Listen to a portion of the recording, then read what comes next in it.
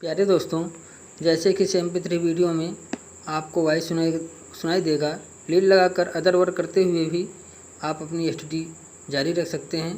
तो आज जो हम लोग मॉर्फोलॉजी पढ़ रहे थे, प्लांट में मॉर्फोलॉजी पढ़ रहे थे, तो किसकी मॉर्फोलॉजी इसके पहले पढ़े? प्लांट मॉर्फोलॉजी में हम लोगों ने देखा root morphology and its anatomy, मतलब रूट में मॉर्फोलॉजी आकार की और उनके एनाटॉमी के विषय में हम लोगों ने देखा। आज हम लोग उसी के MCQ की चर्चा करेंगे। ज़्यादा क्वेश्चन नहीं, बहुत छोटा शार्ट वीडियो है, तो कुछ MCQ हैं, उसको हम लोग देख लेते हैं। जड़ की बाहरी परत को क्या कहते हैं? अगर रूट की बाहरी परत को क्या कहते हैं? एपिब्लेमा कहते हैं। क्या कहते हैं?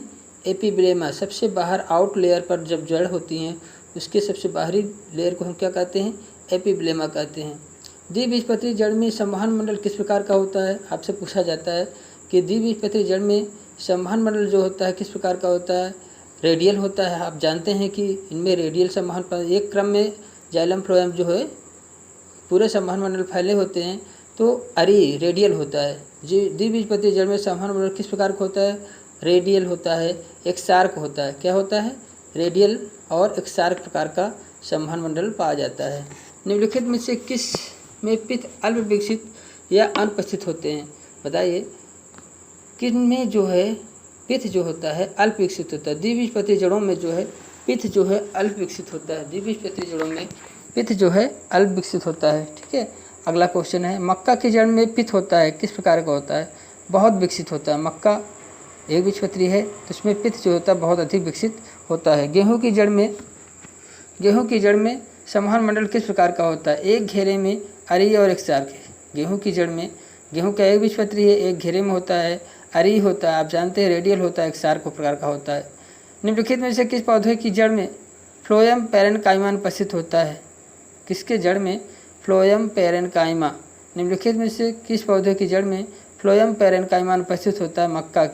मक्का के पौधे की जड़ में फ्लोएम पैरेन्काइमा अनुपस्थित होता है। मूल गोप का क्या कार्य है? प्यारे दोस्तों, फ्लोएम पैरेन्काइमा जो होता है यह अनुपस्थित किस में होता है? मक्का में। मूल गोप का क्या कार्य है? आपको बताया गया था।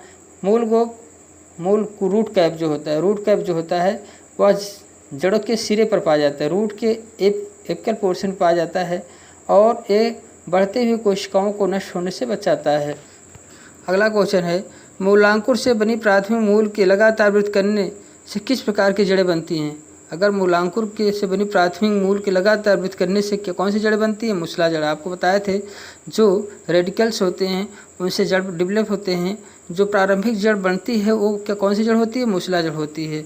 मटर, चना, मूंगफली में किस प्रकार की जड़ें पाई जाती हैं? ग्रंथिमय। मटर, चना जो आप मॉडिफिकेशन में हम लोगों ने देखा है कि चना, मटर, मूँगफली जो द्विबीजपत्री पौधे होते हैं उनमें ग्रंथिमय प्रकार की जड़ें पाई जाती हैं। श्वसन जड़ें किस पौधे में पाई जाती हैं? राइजोफोरा में। श्वसन जड़ें किस पौधे में पाई जाती है? राइजोफोरा में। श्वसन मूल किस पौधे में पाई जाती है? स्तंभ मूल जो होता है, जो स्टेम रूट मतलब बरगद में पाई जाती है। बरगद में जो है स्तंभ मूल पाई जाती है बरगद में। चूसक जड़ें किस पौधे में पाई जाती है? अमरबेल। चूसक जड़ें किस पौधे में पाई जाती है? अमरबेल में। चूसक जड़ें अमरबेल में पाई जाती है।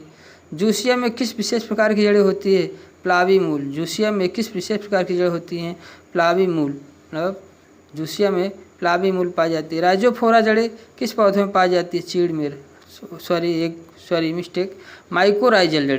माइकोराइजल जड़ें किस पौधे में पाई जाती है? चीड़ में। माइकोराइजल जड़ें चीड़ में पाई जाती है। द्विबीजपत्री जड़ों में कारकैम्बियम का निर्माण किससे होता है? अगर आपसे पूछा जाए कारकैम्बियम का निर्माण जो होता है द्विबीजपत्री जड़ों में किससे होता है, तो परिरंभ से होता है, पेरीसाइकिल से होता है, परिरंभ से होता है। द्विबीजपत्री जड़ों में कारकैम्बियम का निर्माण परिरंभ से होता है, पेरीसाइकिल से होता है। द्विबीजपत्री जड़ में द्वितीयक वृद्धि होती है किससे?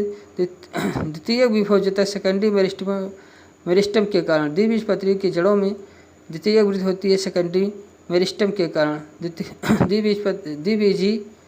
द्वितीयक विभोजतक के कारण, सेकेंडरी मेरिस्टम के कारण द्विबीजपत्री जड़ में द्वितीयक वृद्धि होती है। द्विबीजपत्री जड़ के संवहन मंडलों की संख्या प्राप्त होती है। देखिए द्विबीजपत्री जड़ में संवहन मंडलों की संख्या प्राप्त होती है। कितने संवहन मंडल होते हैं? द्विबीजपत्री पौधों की जड़ों में संवहन मंडल 2 से 6 तक होती है और एक बीजपत्री में 6 से अधिक होती है। एक बीजपत्री में संवहन मंडल कितने पाए जाते हैं? 6 से अधिक होती है। वेलामैन ऊतक का कार्य है जल का अवशोषण करना। वेलामैन ऊतक का काम क्या है? जल का अवशोषण करना। एक बीजपत्री जड़ में कौन सा गुण द्विबीजपत्री जड़ से अलग है? एक बीजपत्री जड़ में कौन सा गुण द्विबीजपत्री जड़ से अलग होता है? विकसित पित्त। देखिए एक बीजपत्री में विकसित पित्त पाया जाता है, द्विबीजपत्री में पित्त का डेवलपमेंट कम होता है। पूर्ण विकसित पित्त पाया जाता है किसमें? एक बीजपत्री जड़ में। एक बीजपत्री जड़ में पूर्ण विकसित पित्त पाया जाता है। जाइलम वह आदिदारुक इक्सार्क होता है किसमें? जड़ों में। इक्सार्क प्रकार का जाइलम इसमें पाया जाता है। इक्सार्क प्रकार का जाइलम किसमें पाया जाता है? जड़ में पाया जाता है। प्रोटोजाइलम जो होता है देखिए बाहर होता है, मेटाजाइलम अंदर होता है, तो इसे इक्सार्क कहा जाता है प्यारे दोस्तों। इक्सार्क प्रकार का वाह आदि दारू मतलब जो प्रोटोजाइलम होता है, आदि माने प्रारंभिक, प्रोटोजाइलम जो है बाहर होता है और मेटाजाइलम जो अंदर होता है, इसी को वाह आदि दारू, वाह माने बाहरी, आदि माने प्रारंभिक, तो आदि मीन्स क्या होता है? प्रिमिटिव, दारू माने जाइलम, जाइलम जो प्रिमिटिव जाइलम होता है वो बाहर होता है, अंदर जो है मेटाजाइलम होता है। किसमें होता है? जड़ में होता है, जड़ में।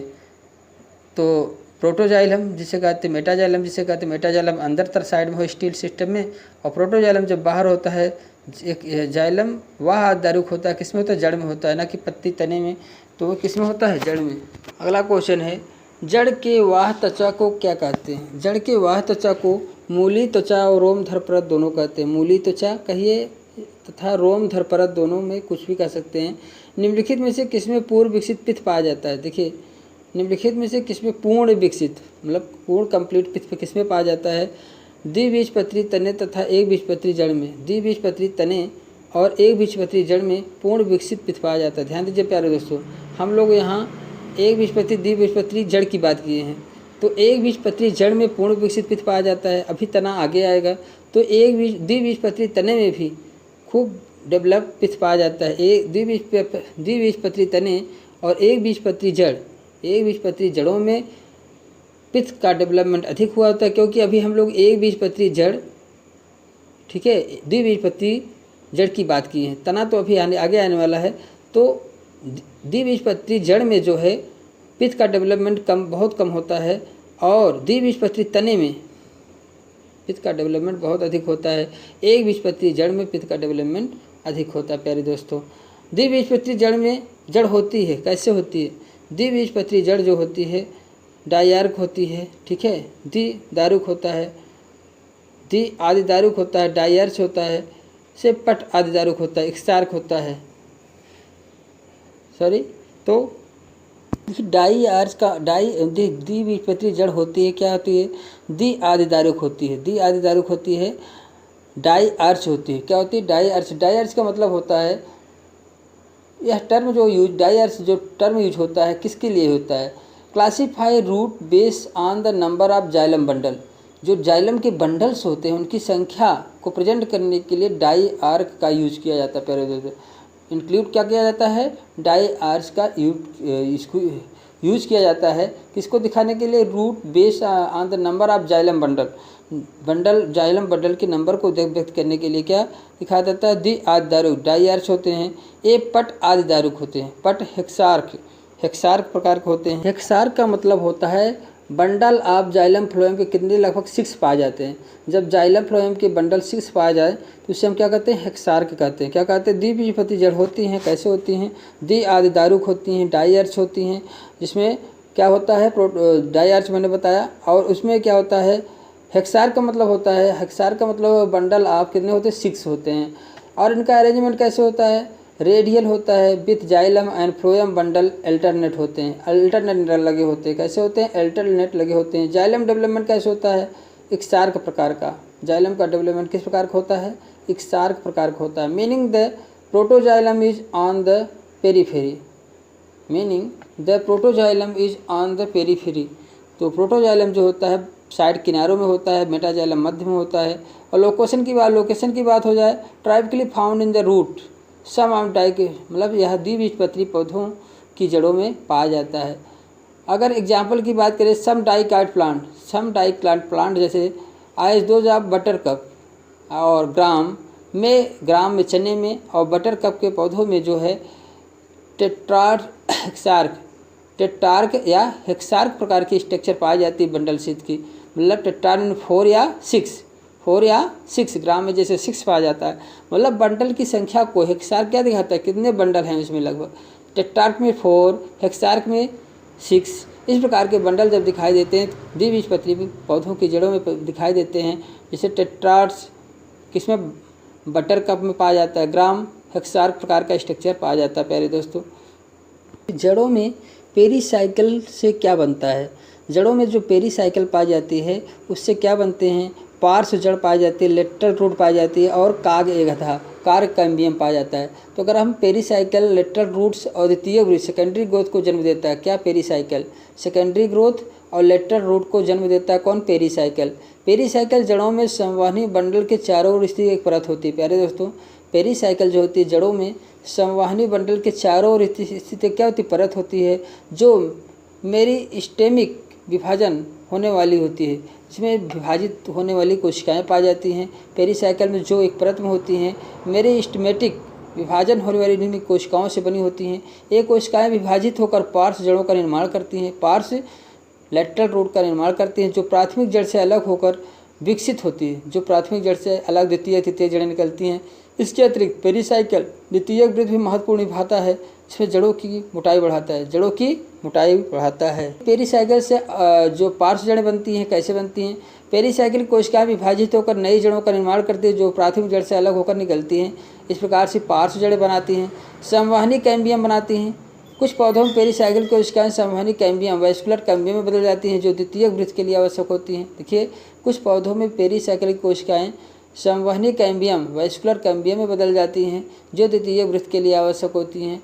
कार्क कैम्बियम, कुछ पौधों में पेरीसाइकिल की कोशिकाएं कार्क कैम्बियम में बदल जाती हैं जो छाल का निर्माण करती हैं। कार्क कैम्बियम में बदलने से क्या होता है, छाल का निर्माण होता है। तो पेरीसाइकिल के ये वर्क थे। और ये पेरीसाइकिल जो होता है, पेरीसाइकिल कोशिकाएं जो होती हैं द्विबीजपत्री जड़ों के संवहनी स्तंभों में कैम्बियम निर्माण करती हैं जो एक बीजपत्री में मौजूद नहीं होती है और द्वितीय वृत्त को सक्षम बनाती हैं। द्विबीजपत्री को द्वितीय वृत्त में सक्षम बनाती है। पेरीसाइकिल एक बीजपत्री में नहीं पाई जाती हैं। कैम्बियम कोशिकाएं पेरीसाइकिल कोशिकाओं से निकलती हैं। कैम्बियम कोशिकाएं पेरीसाइकिल कोशिकाओं से निकलती हैं जो द्वितीय वृत्त उत्पन्न करने के लिए संवहनी